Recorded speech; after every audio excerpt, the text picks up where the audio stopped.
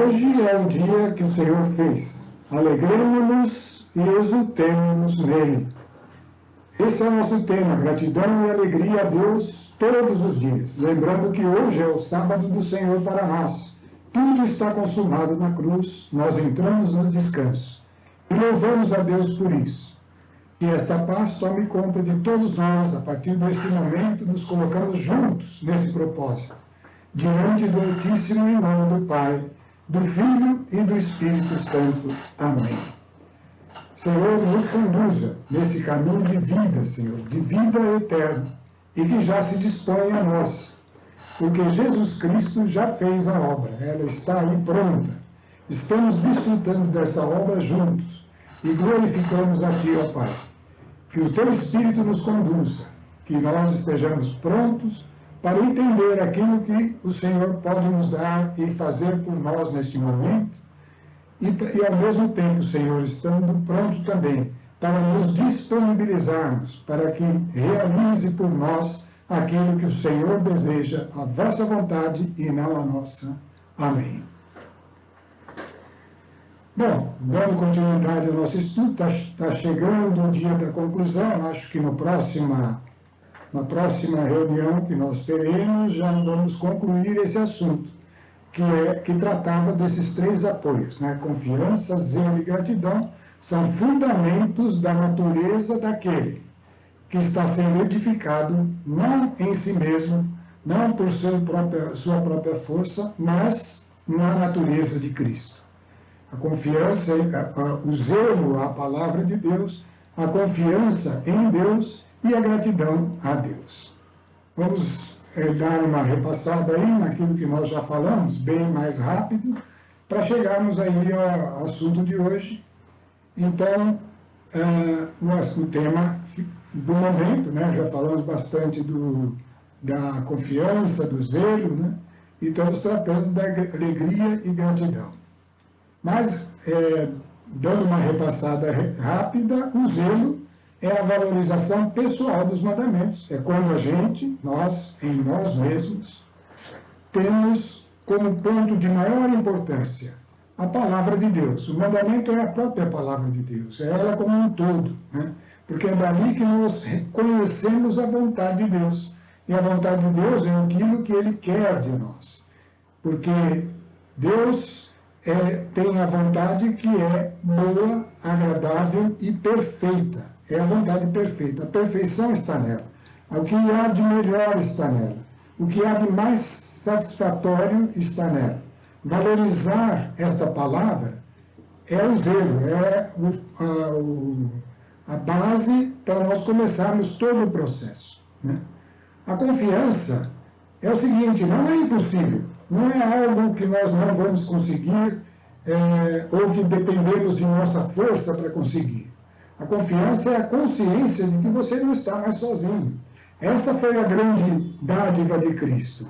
Ele morreu por nós, entrou no céu como o primeiro homem ressuscitado, e por causa do pacto de aliança entre a humanidade e Deus, ao entrar um homem no céu, Jesus Cristo, homem, por isso ele se dizia filho do homem, ao entrar no céu, Deus pôde então colocar na terra, que havia dado ao homem, o próprio Espírito dele, para todo aquele que crê em Jesus Cristo. Então, essa confiança, essa certeza, que temos essa consciência de que pessoal, da presença do Espírito, é necessária para a nossa edificação. Senão ficamos confusos, não sabemos aonde buscar socorro, enquanto esse socorro está dentro de nós mesmos. Essa consciência precisa se estabelecer, né? E daí resulta o quê? Nisso que nós começamos a nossa oração hoje. Alegria e gratidão, né? Exultantes na presença de Deus, porque sabemos que Ele preparou-nos um lugar ao qual nós começamos a usufruir já nessa vida. E Jesus disse, vou preparar-vos um lugar. Esse lugar, ele saiu daqui e ele já se cumpre lá no céu, mas aqui nós começamos a ter posse disso antecipadamente, não por meio de tocar do que vemos, mas por meio da alegria que antecipa as promessas, né?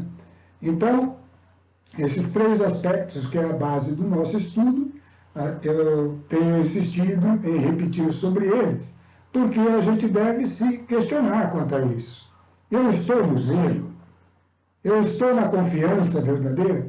Eu estou na alegria, com gratidão, tudo isso direcionado a Deus? Será que eu estou assim? Cada um de nós tem que fazer isso. Tenho certeza, tem pontos em que o nosso zelo se desvia, tem pontos em que a nossa confiança falha na questão de Deus, ficamos assustados com as coisas, com os acontecimentos, e tem momentos em que a nossa alegria não...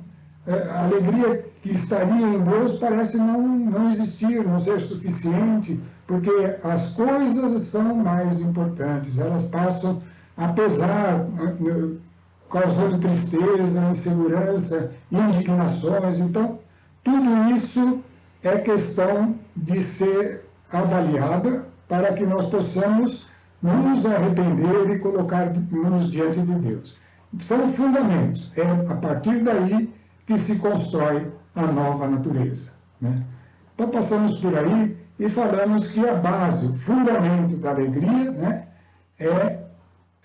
são as promessas. Está aí, ó, traço embaixo.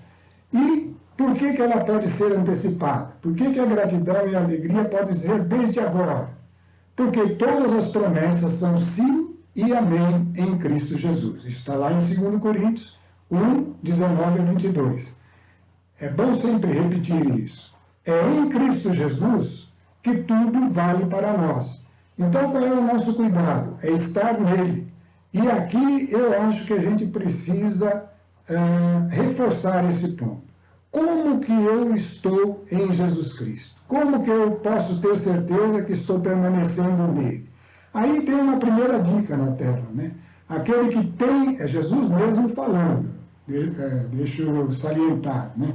É Jesus falando, aquele que tem os meus mandamentos e os guarda, esse é o que me ama. E aquele que me ama será amado de meu Pai, já é uma promessa, e eu o amarei e me manifestarei a ele. Então, é assim que nós vamos estar em Cristo Jesus, guardando os seus mandamentos. Nós vamos confirmar isso mais adiante, e num texto que é mais específico, que Jesus faz até uma comparação entre ele e o Pai, para que nós possamos seguir entre nós e ele, né? Mas as promessas são razões para a nossa alegria e gratidão a Deus. E quais são essas promessas? Estão aí, a gente tratou a semana passada e chamou a atenção, né? Porque todas as alianças, Deus fez aliança com Noé, depois aliança com Abraão, a antiga aliança, a aliança da lei, né? Com muitas promessas, e depois fez aliança com todos nós, uma aliança que não passaria, que seria eterna. E estas são as promessas da nossa aliança eterna, né? Então nós vimos que a primeira delas é a nova natureza, o poder de se tornar filho de Deus, coisa extraordinária em toda a criação, é a dádiva maior em toda a criação. Não basta só estar com Deus, mas ser parte dele, ser filho dele. Essa é a primeira promessa, né? O poder está em nós. Isso não quer dizer que ele vai se cumprir, porque tem uma interação conosco. Essa interação nós temos falado, é a nossa decisão. Isso fica na nossa mão. E por isso que a gente enfatiza em valorizar as promessas, porque vale a pena nós tomarmos as atitudes segundo a vontade de Deus para que essas promessas se cumpram em nós. E isso nós já vimos. Como que é isso? Permanecendo em Jesus. Tem que guardar isso porque nós temos que estar atentos sobre essas coisas, já que as promessas são extraordinárias. Poder de se tornar filho de Deus. Depois, a segunda, que vem em nosso socorro, né? Que é o Espírito Santo que estará eternamente conosco. Ele é aquele que ensina, Ele que vai nos ajudar a lidar com tudo isso, coisas extraordinárias que foram oferecidas no Filho. Permanecendo nele, coisas extraordinárias existem para nós. E quem nos ensina? O Espírito Santo. Eu preciso confiar nisso. Ele é a razão da minha confiança. Ele veio para me ensinar. Eu tenho tudo o que é necessário. É o recurso completo, todo suficiente, né? Terceira promessa, aquele que está em Cristo, tem a nova natureza, tem o Espírito Santo, passou da morte para a vida, já não morre mais. Então não é uma coisa temporária, não é algo que agora está aqui e depois não está mais. Coisas que acabam, coisas que terminam, que não são eternas, não são para Deus como nada. Elas passam, elas acabam. O que Deus nos promete é eternidade. Então, aí a gente já vê a grandiosidade desse número 3 aí, dessa terceira promessa. Além disso, a quarta promessa, tornarmos-nos luz, andarmos na luz, começa andando na luz para se tornar luz. O que é isso? Andar na luz é o que nós fazemos, né? A gente procura realizar as coisas na luz. Quando acaba toda a luz, de noite, no escuro, sem energia, sem coisa alguma, você não sabe para onde vai, né? Isso é só uma figura da luz que nós estamos falando, é uma luz muito superior a essa. É aquela consciência do todo, plena, né? Andar na luz também é permanecer em Jesus. Ele falou, eu sou a luz do mundo, né? E estar nele é estar na luz, é ter essa capacidade de orientação total, que transcende apenas o ver desse mundo, mas que começa a olhar coisas que não se veem, e é capaz de ver coisas que não se veem, né? Isso é andar na luz. E tornar-se luz é que você passa a ter a possibilidade de ser luz para os outros. E isso é o mandamento de Jesus, ide evangelizar, levai a luz, né? Então, aquele que anda na luz, aquele que está em Cristo, não andará, aquele que segue a Jesus anda na luz para se tornar luz. Os textos estão aí na frente, depois pode ler com mais atenção. Mas a gente está enfatizando as promessas porque elas são assim, a grande dádiva da nova e eterna aliança. Era para todo cristão conhecê-las, ter essa ambição, esse propósito de ir crescendo em cada uma dessas promessas. A paz. A paz é fundamento. Se não temos a paz, alguma coisa está errada, né? Porque Jesus disse, não se perturbe nem se atemorize. Não se perturbe o vosso coração, nem se atemorize, né? A paz é um dos títulos dados a Jesus. Jesus é o príncipe da paz. A paz está nele. Ele nos deu a sua paz. Ele falou, deixo-vos a minha paz eu vos dou. E acrescentou, não se perturbe nem se atemorize. Esta é a promessa para nós. E possuí-la é, como todas as outras, estando nele, permanecendo nele. Então a gente precisa ter muito consciente em nós o que é permanecer em Jesus, porque tudo isso vai se tornando vida para nós, né? E a sexta promessa é a plena satisfação. Nós buscamos nesse mundo, e o homem labuta, se esforça por alcançar sucesso naquilo que ele anseia. E os anseios vão sendo substituídos, vão sendo acrescentados cada vez mais. Ele nunca tem a satisfação plena. A figura disso está na sede mesmo. Você sempre vai ter que beber água, não passa essa sede, né? Porque o seu corpo depende disso, aqui ele é um corpo mortal nesse mundo. A satisfação plena, a total solução para a questão das ansiedades, das necessidades, está na sexta promessa. Em João 4,13 vai dizer que quem beber da água que Jesus dá, e portanto é permanecendo nele, que nós bebemos dessa água, será saciado plenamente, né? E a sétima, então, é o máximo, chegou à liberdade plena.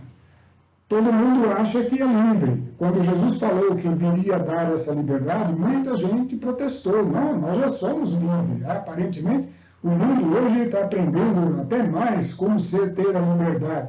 Mas mal sabe ele que cada vez mais ele se prende com correntes de jugo e de restrição relativas ao pecado. A quebra do jugo do pecado é a verdadeira liberdade. E livre do pecado você chega à perfeição. Portanto, a perfeição é a completa liberdade. Lá em João 8, 31 e 36, vai dizer: se o Filho, que é Cristo, vos libertar, verdadeiramente sereis livres. Toda liberdade que o homem pensa que tem, ela não é verdadeira. A verdadeira liberdade é essa, né? Que está aí como sétima promessa. E essas 7 promessas, todas são sim e amém em Cristo Jesus, ou seja, na medida que permanecemos nele. Vamos para a próxima tela. Essas 7 promessas são o tudo de Deus. Então, quando Deus fala que nos dá todas as coisas, elas estão contidas nessas 7 promessas.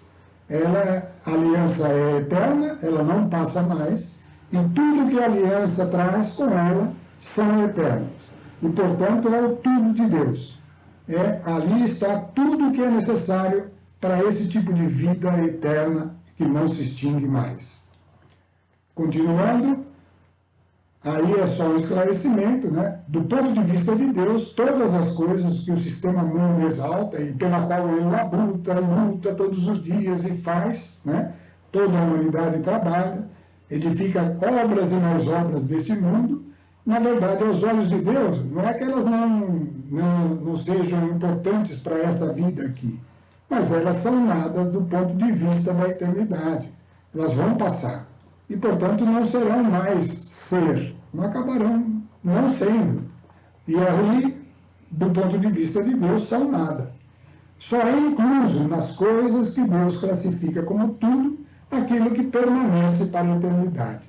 E atenção, permanece para a eternidade estas promessas, que nós adquirimos quando estamos em Cristo. O que está fadado a extinguir, ainda que por um período seja útil, ou seja, algo que traz algum tipo de satisfação desse mundo, é como nada diante da eternidade, né? Então nós vamos ver que estas coisas, aquelas 7 promessas, a gente não vê, parece não estar vendo, né? Mas elas são eternas. E essas coisas que não se veem é o que nós almejamos. Se você ler lá em 2 Coríntios, Paulo vai falar isso. As coisas que nós almejamos são aquelas que não se veem, porque as que se veem são temporais e as que não se veem são eternas. Então, essas promessas devem estar na nossa lista de desejos, de coisas que são fonte do nosso zelo, da nossa confiança e da nossa alegria, né? Coisas, então,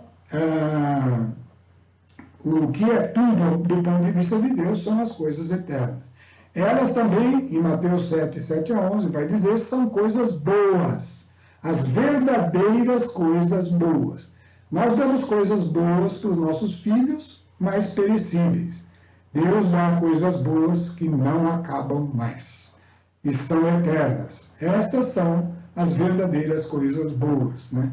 Além disso, elas estão contidas, estão disponíveis na medida em que nós buscarmos, pedirmos, batermos, considerando que qualquer coisa em nome de Jesus que pedimos nos será dado, mas tem que ser em nome de Jesus, né? E isso é o tudo de Deus, as coisas eternas e as coisas boas.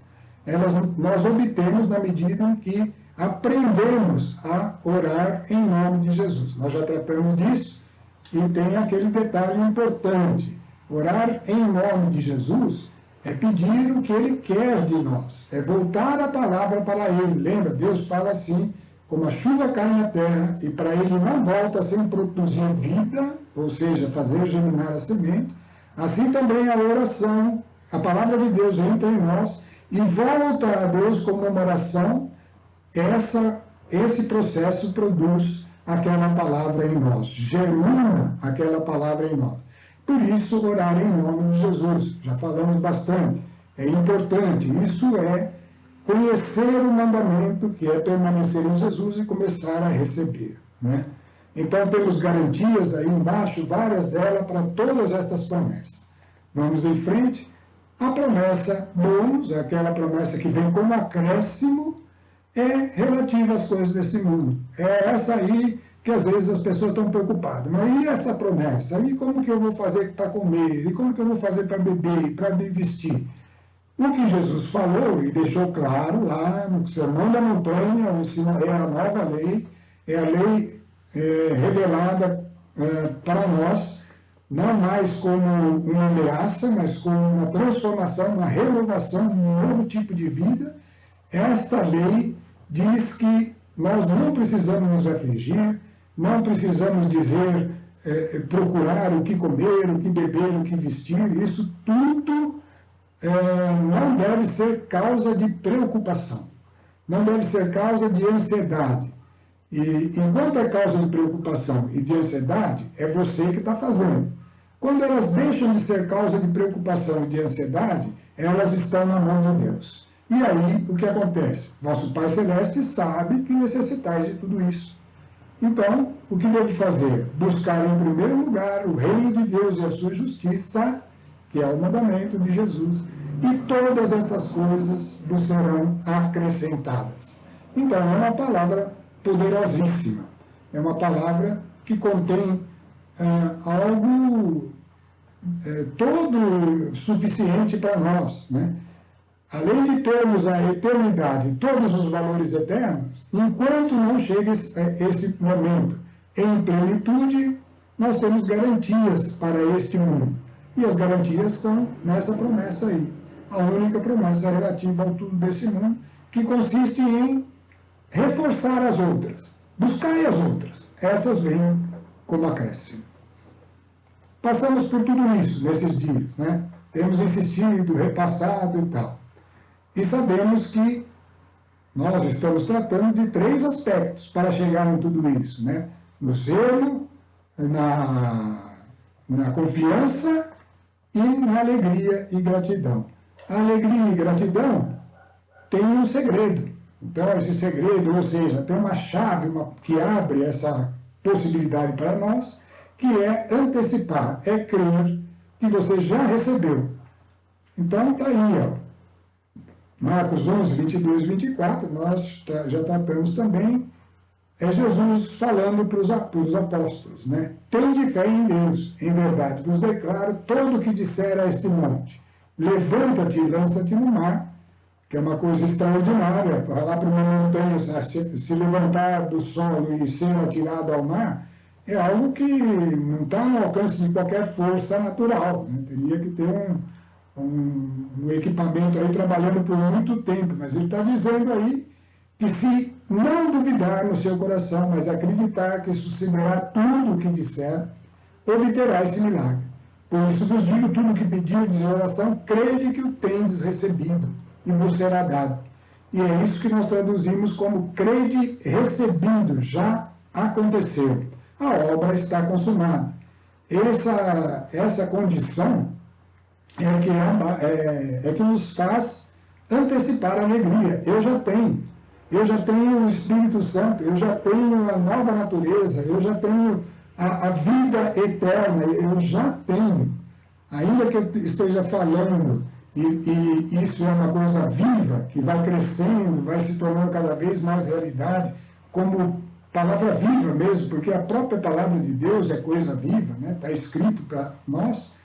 Isso, embora esteja crescendo, nesse crescimento, cada vez mais nitidamente, cada vez mais essencialmente, nós vamos percebendo que já é nosso e, portanto, isso se reflete numa crescente, assim como a vida cresce, a gratidão e a alegria em Deus vão crescendo junto, né? A obra já está feita por Jesus Cristo. Por isso, a chave, colocar a alegria antes do fato, por causa da palavra de Deus, por causa da nossa permanência em Jesus Cristo, aumentar, reduzir o tempo de manifestação da promessa. Você está antecipando aquilo que já é, e isto abre espaço para que a promessa se manifeste. Mas como que eu não duvido, né? Não duvidar. É só ter certeza que tudo que você está buscando e pedindo, ou seja, que você está dando importância, é o tudo oferecido e garantido por Deus para todo aquele que está, e aí voltou a palavra, permanecendo em Jesus.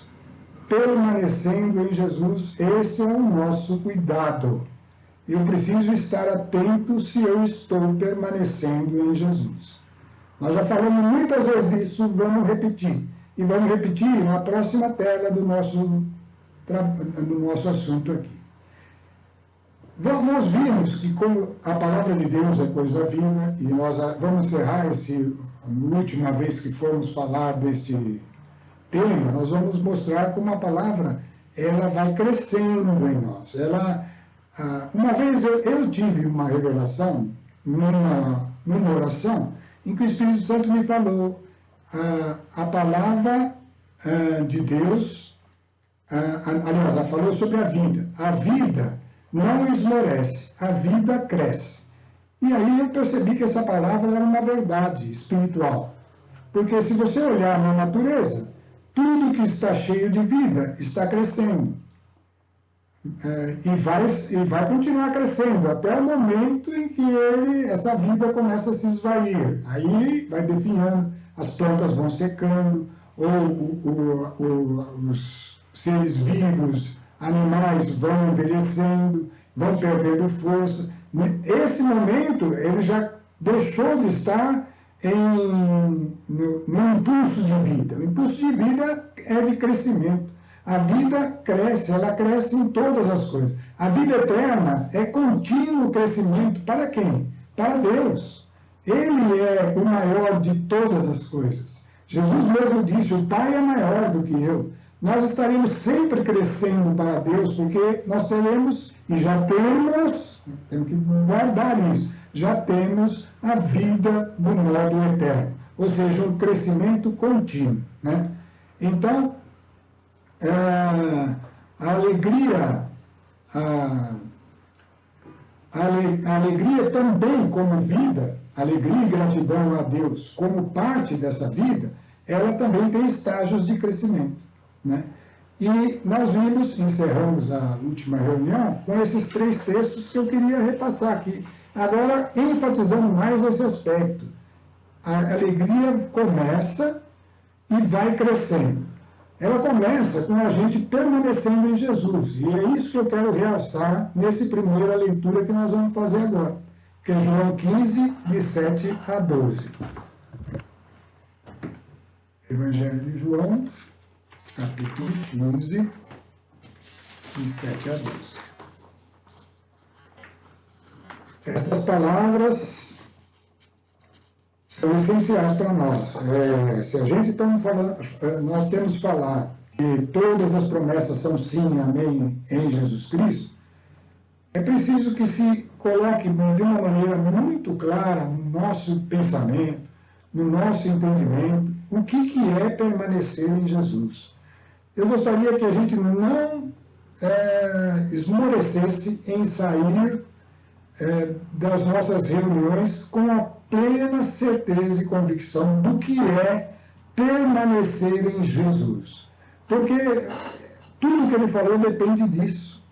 Tudo que Jesus nos deixou depende disso. Então eu preciso ter consciência íntima. Lembra que eu falei? A alegria é a posse antecipada das promessas, pessoal. O zelo é dar importância pessoalmente para o mandamento. E a gratidão e a confiança é a posse, é a certeza da presença do Espírito. Então, estas coisas todas, elas são vivas, elas começam e vão crescendo. E a gente precisa ter plena consciência de como se processa esse crescimento. Como é que ele se processa? Ele processa se permanecermos em Cristo. Então, o que é isso?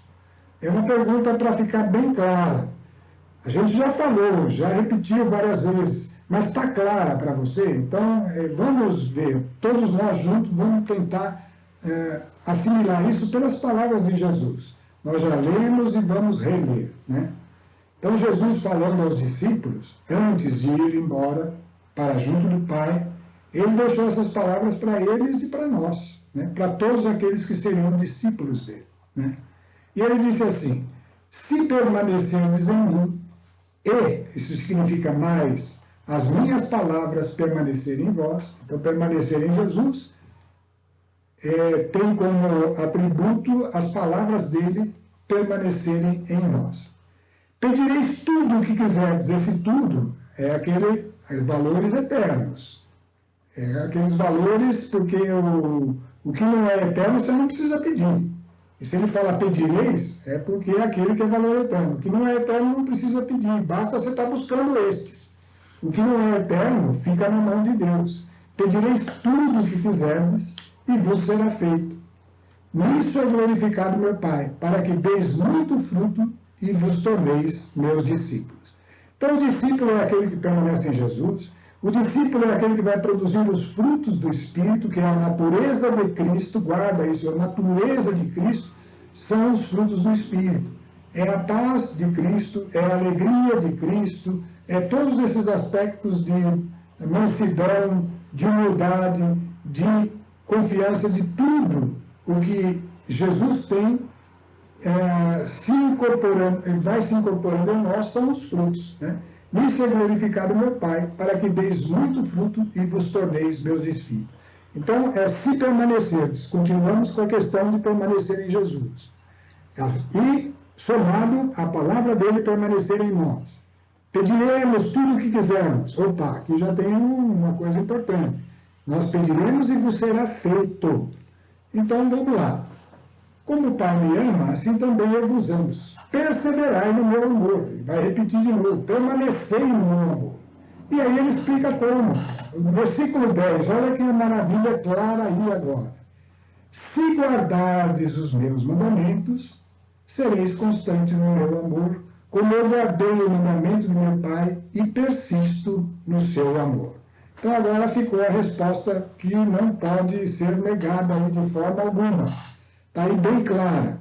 Guardar o mandamento de Jesus, os mandamentos.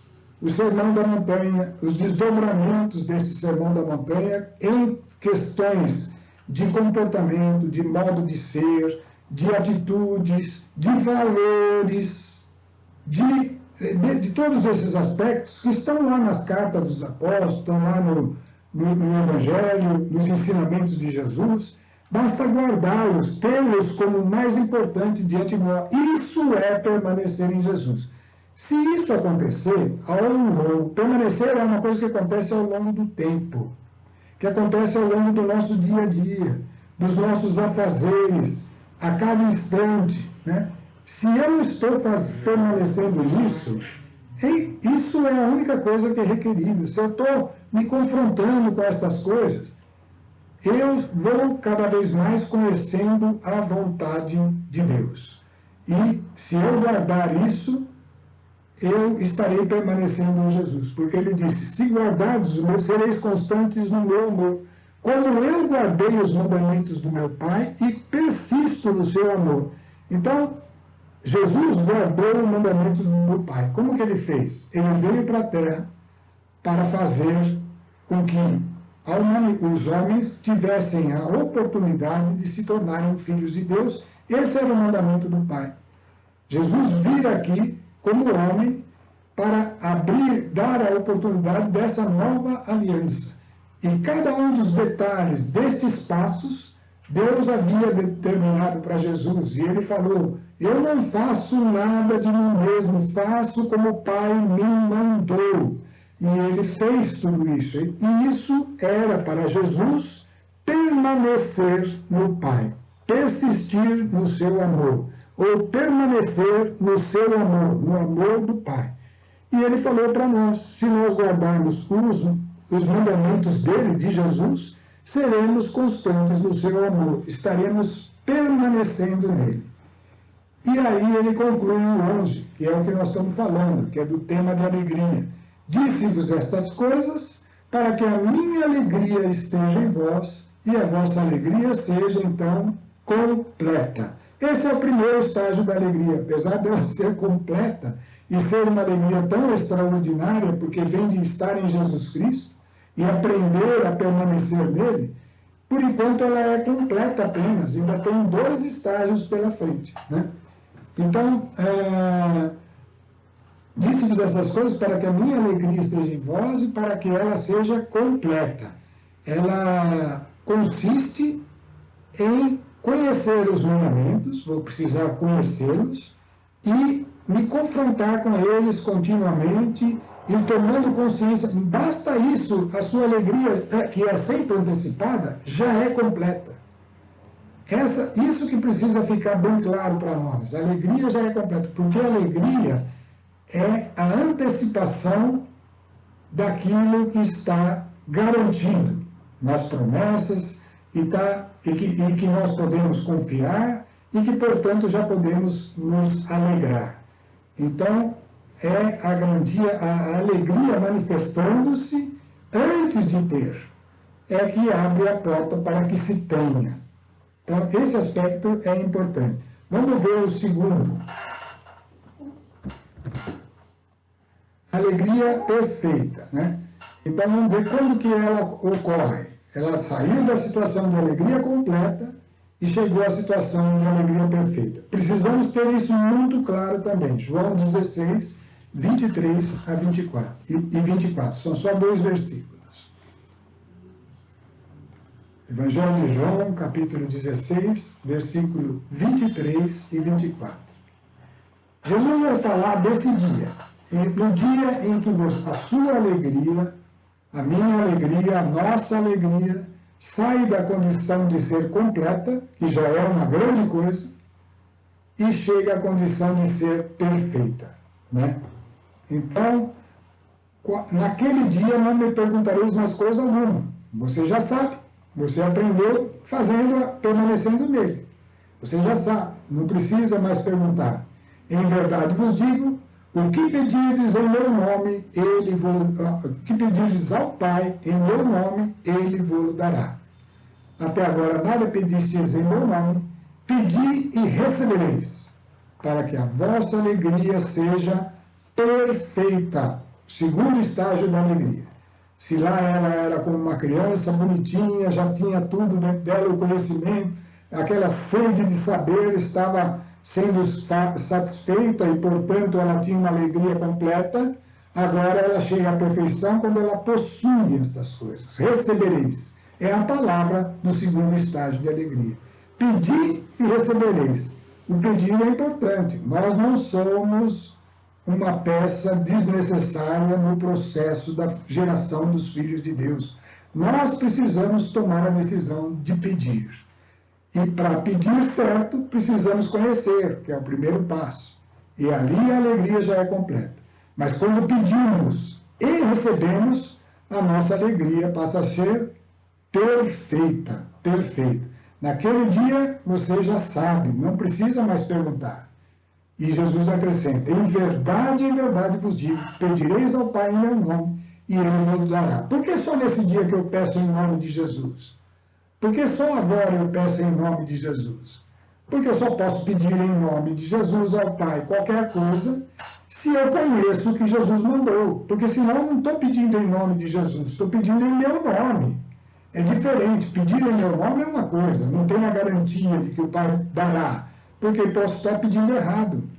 Mas se eu estou pedindo aquilo que Jesus quer de mim ao Pai, para que se cumpra em mim aquilo que Jesus quer de mim, então a garantia está dada.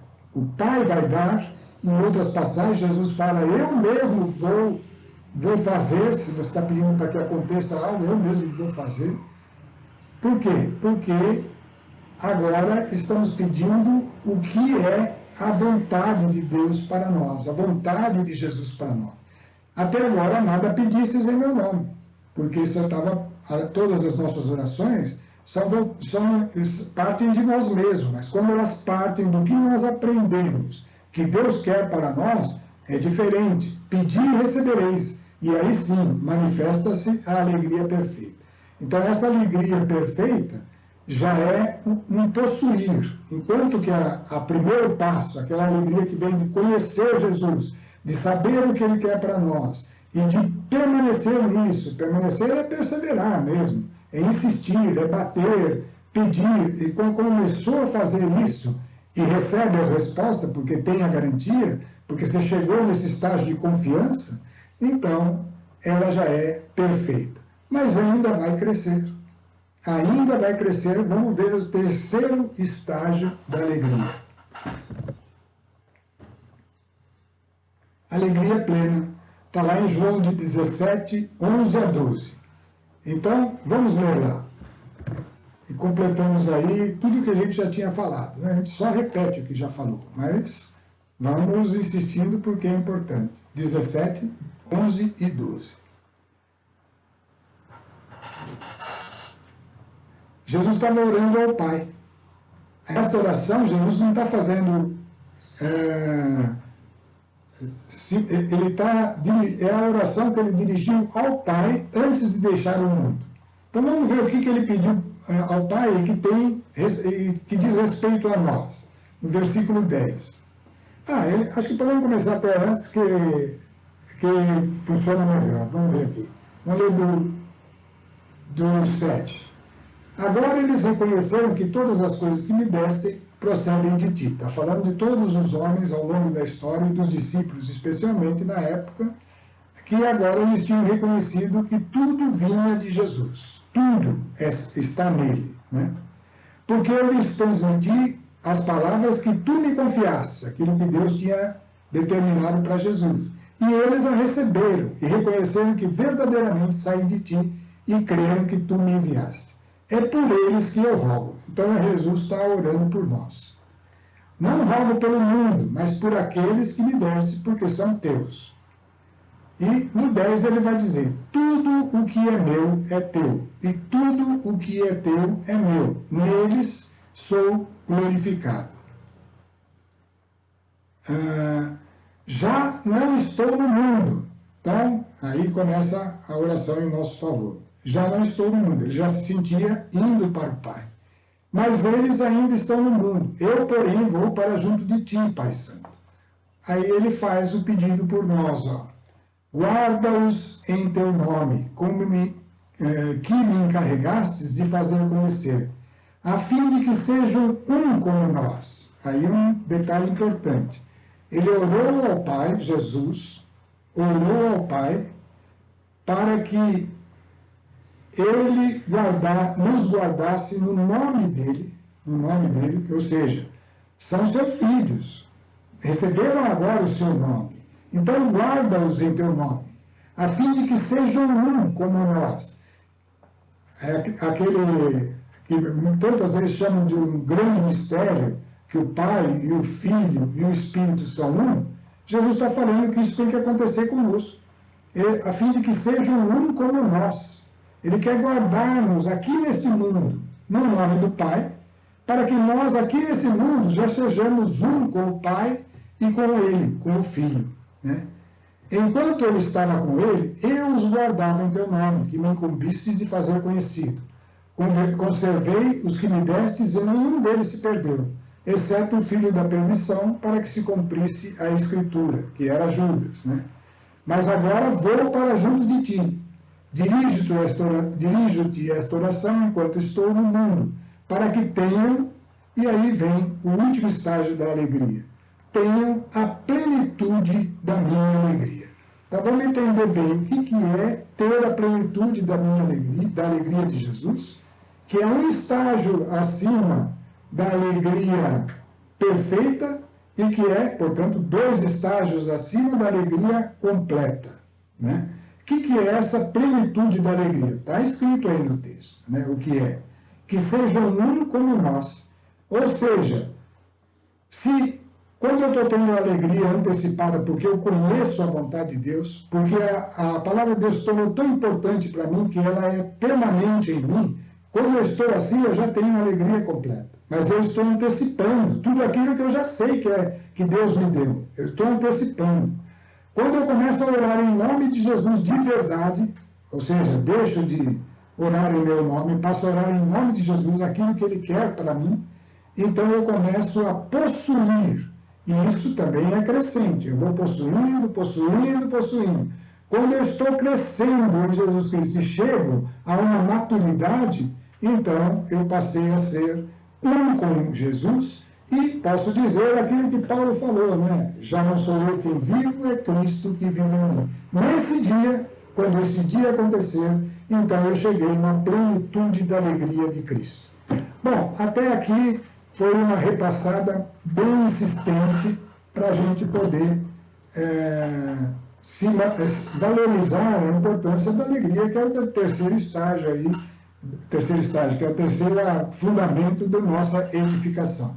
Alegria e gratidão, o louvor espontâneo crescendo dentro de nós, porque ele começa pelo conhecimento dos mandamentos, vai crescendo e vai sendo incorporado em nós na medida que temos respostas da oração em nome de Jesus, que é pedir o segundo mandamento, e aí então passamos a ser guardados no nome do Pai, temos o nome de Filho e somos um como eles são um.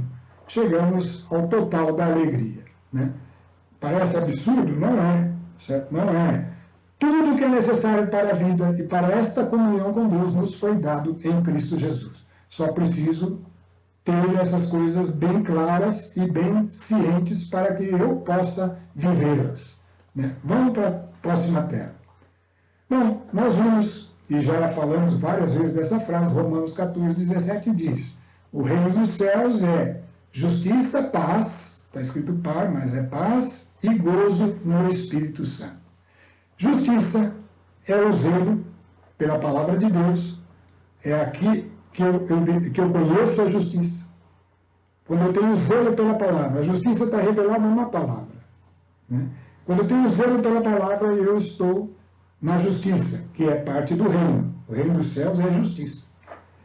Quando eu tenho a paz, eu estou na confiança. Não dá para ter a paz sem estar confiando que aquele que é todo-poderoso está comigo, que aquele que ensina todas as coisas, que aquele que é o meu ajudador, e eu não estou sozinho, ele está eternamente comigo. Então, entrou a paz, que é parte do reino. E depois, então, o gozo, que é a alegria e gratidão plenas. É aquela plenitude da alegria, é o gozo. Tá? Então, esse é o reino dos céus, né? Isso é o reino dos céus. Agora, para chegar aí, não existe nenhuma luta? Vamos ver aí na próxima tela. Sim, tem lutas aí. Tá? Tem um inimigo, né, que está à nossa volta. O verdadeiro inimigo da nova aliança. A velha aliança, o inimigo, eram os povos da terra.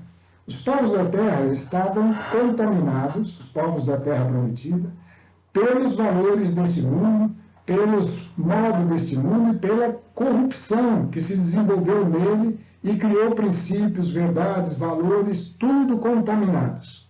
Então Deus falou, esse povo permaneceu aí até agora. Agora vocês vão entrar e devem eliminá-los completamente. É um paralelo do que acontece conosco. Nós nascemos na carne e depois renascemos no Espírito. O novo Espírito, o Espírito recriado, deve crescer e eliminar totalmente a velha natureza. Falamos bastante disso. Esse processo é uma batalha, já explicando. É uma luta. E essa luta tem, do lado de lá, forças que estão se opondo. E é dessas forças que estão se opondo que diz esse texto da armadura do cristão. Vamos ver lá, Efésios 6, de 10 a 17. A carta aos Efésios fala da armadura do cristão, que é uma preparação para uma luta. E se nós estamos numa luta para vencer uma natureza antiga, que era como os povos da terra, e expulsá-la, assim como Jesus limpou o templo, expulsando tudo que que estava ali indevidamente, se nós temos que ter essa força, nós temos que estar preparados, né? Então é isso que Paulo vai falar aí. Finalmente, irmãos, está Paulo falando para a igreja, você é a igreja, eu sou a igreja, fortalecei-vos no Senhor, pelo seu soberano poder. Como? 2 pontos. Revesti-vos da armadura de Deus, para que possais resistir às ciladas do demônio. Então, veja bem, o inimigo são forças espirituais, tá? Que ele chamou aí com uma denominação geral de demônios, ciladas do demônio. Pois não é contra homens de carne e sangue que temos que lutar. Quando Israel era, na primeira aliança, era contra homens de carne e sangue, que representavam essas forças espirituais do mal. Eles estavam lá totalmente contaminados por valores contrários a Deus. Então, a luta lá era contra homens de carne e sangue. Para nós, não. A nossa não é contra homens de carne e sangue que temos que lutar, mas contra principados e potestades, contra os príncipes desse mundo tenebroso, que não é homem de carne e sangue, contra forças espirituais do mal espalhadas nos ares, que estão nos ares. O que é? No ar. É algo intangível, invisível, mas são tendências, são influências que dominam o mundo. Essa é a nossa luta. O próximo assunto que nós vamos tratar vai falar dessa luta aí em mais detalhes. Hoje nós estamos tomando o primeiro contato de como ela se processa, né? Então é uma luta contra, não contra homens e carnes, mas contra principados, potestades, príncipes desse mundo tenebroso, que está aí em volta, contra as forças espirituais do mal que estão espalhadas nos ares. É esse ar que você respira aí. Esse ar que você respira é comparável a algo que vai entrando, não como ar material que nós precisamos para o nosso sangue fluir, mas como aquele sopro que Deus deu, entra outros sopros, não provenientes de Deus, mas de forças espirituais do mal. Elas estão no mundo. E como resisti-las? Tomai, portanto, a armadura de Deus, para que possais resistir nos dias maus. Porque enquanto estamos aqui, enquanto não se estabelece o reino de Deus, ele começa dentro de nós, ele tem que se expandir. Fora de nós, ainda os dias são maus. E para nos manter-vos inabaláveis no cumprimento do vosso dever. Então, essa armadura é para isso. Então, vamos entender bem o que é a armadura de Deus, né? Eu posso adiantar para quem está ouvindo que a armadura de Deus são 6 peças, né? Porque está escrito. Nós vamos ler aí, vamos ver 6 peças, né, que compõem a armadura de Deus. E elas estão divididas 2 a 2, né, para dar o conjunto necessário que faz aquele que está revestido com a armadura estar em condição de confrontar essa luta que não é carnal, é uma luta espiritual. E é uma luta espiritual do dia a dia. Não é que você tem que estar numa campanha de oração, e aí então vou estar revestido. Não. A armadura é para você estar agora, nesse momento que você está aí. Precisa estar com essa armadura, precisa aprender a colocá-la, né? Então vamos ver como é que se compõe essa armadura. Vamos falar das 2 primeiras peças. Ficai alerta, à cintura cingidos com a verdade. Então isso é um cinturão, tá? Cintura cingido com a verdade significa colocar o cinturão da verdade. Está pondo uma vestimenta aí. E o corpo vestido com a couraça da justiça. Então essa é a primeira parte. Você vai se vestir com a couraça da justiça e prender-se com o cinturão da verdade. Essas 2 primeiras peças, elas têm um sentido para nós. Nós falamos que permanecer em Jesus é guardar o seu mandamento. Jesus falou, eu sou a verdade, eu sou a vida, né? Então, cingidos com a verdade, eu preciso conhecer o mandamento, por isso, que seria eu já estar tendo aquela alegria completa. Eu conheço, eu estou cingido com a verdade. Mas não basta estar cingido com a verdade, nós falamos, é preciso que essa verdade vá, o segundo estágio, a alegria, primeiro ela completa, depois perfeita, que é a hora que ela é incorporada. Então, cingidos com a verdade e o corpo vestido com a couraça, é quando nós conhecemos o mandamento e começamos a ter o mandamento fazendo parte da nossa natureza. A velha natureza está sendo removida e a nova natureza está fazendo parte está se tornando a nossa verdadeira natureza. Então, cingidos com a verdade e o corpo vestido com a couraça da justiça, é essa situação, é quando a gente já saiu da condição de conhecer a verdade, que é cingido com o cinturão, e depois incorporando a verdade, que é recebendo essa verdade pela oração em nome de Jesus. Nesse estágio aí, eu já estou com a alegria, já posso ter a alegria perfeita, né? Segundo estágio, mas vamos falar agora não só do paralelo da questão da alegria, mas falar do fundamento. Cingido com a verdade e o corpo vestido com a couraça da justiça, é o momento em que eu estou no zelo, atenção, cuidado, valorizando a palavra de Deus. Cingido com a verdade, tendo a palavra, como prendendo tudo, e o corpo vestido é incorporando essa verdade. Então, isso são atributos do zelo. Eu dou valor à palavra de Deus e quero recebê-la. Quero tê-la em mim. Ao dar valor à palavra e querer ter essa palavra em mim, é a definição completa de ter um zelo pela palavra de Deus. Então, essas duas peças estão relacionadas ao zelo. Ficar alerta, a cintura cingidos com a verdade e o corpo vestido com a couraça da justiça. Essas duas peças são relacionadas ao zelo. Vamos ver o que está relacionado às próximas duas peças. Os pés calçados de prontidão para anunciar o evangelho da paz. Aí vai falar aquela questão da paz. A paz que Jesus nos deu. E essa paz, eu tenho que estar calçado com ela. O que significa estar calçado com a paz? É que eu vou começar a caminhar na paz. Eu vou estar pronto para caminhar na paz. E não só isso, eu não vou caminhar com as mãos abanando. Eu vou caminhar, sobretudo, embraçai o escudo da fé, com que possais apagar os dardos inflamados do maligno. Então, veja só, as duas primeiras peças, elas são algo que está em nós. A verdade está em nós e o corpo está incorporando essa verdade, portanto, formando uma couraça de justiça. Depois, as duas peças seguintes são de movimento. Os pés calçados com a prontidão, mas calçados e andando na paz.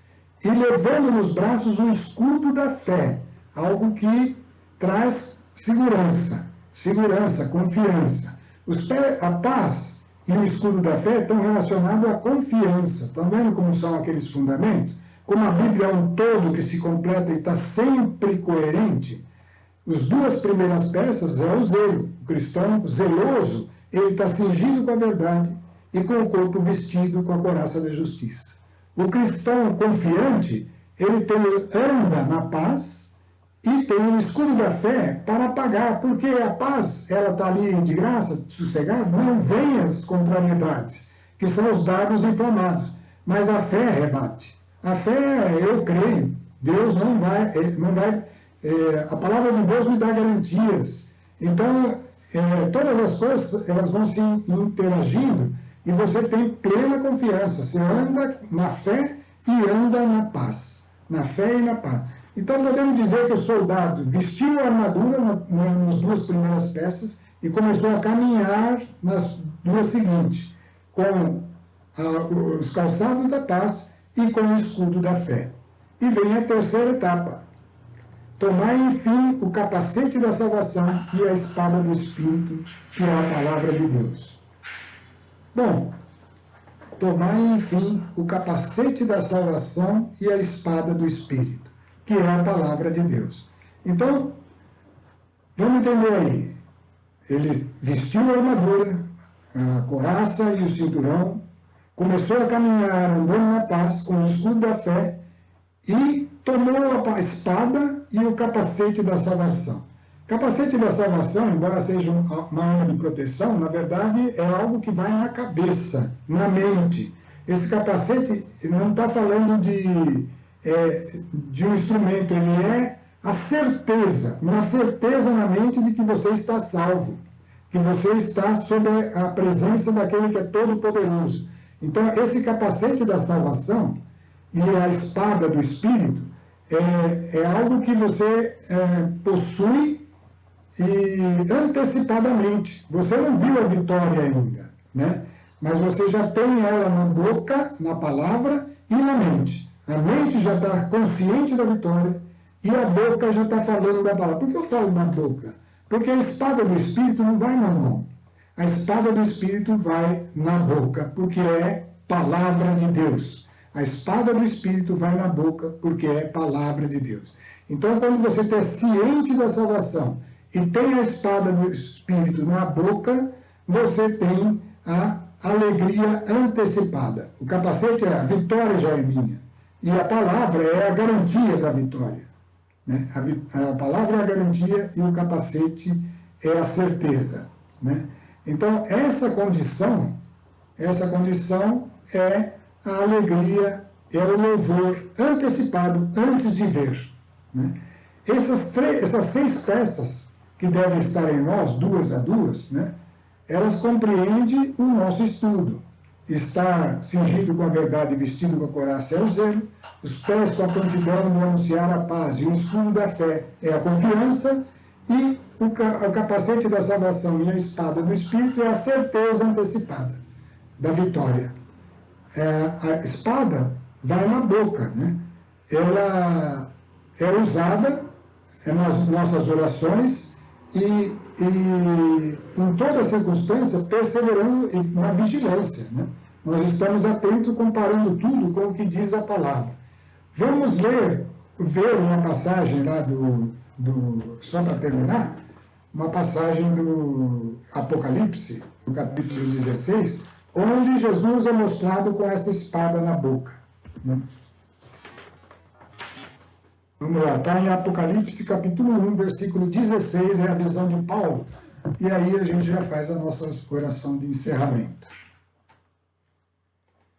Essa visão é só para a gente ter noção do que é a palavra de Deus. É algo que não está preso ao nosso fazer, mas está no verbo. Porque tudo foi criado pelo verbo e não pelas mãos, né? Por isso a palavra está na boca. Né?